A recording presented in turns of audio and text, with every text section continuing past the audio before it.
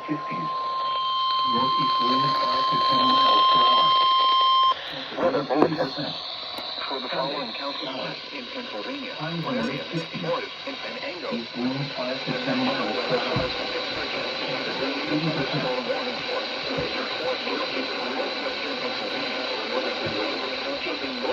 Pennsylvania, northeastern Clarendon County and west central Pennsylvania until 5:30 p.m.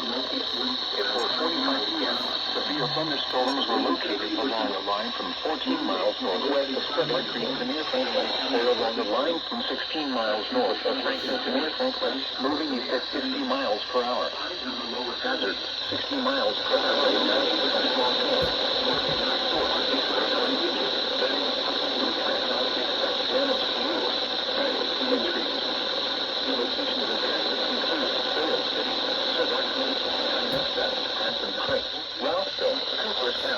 Woodland Heights, Pleasantville, Utica, West Hickory, Skidder, Leaper, Killetville, Burial Creek State Park, East Hickory, Stark and Cook Forest State Park.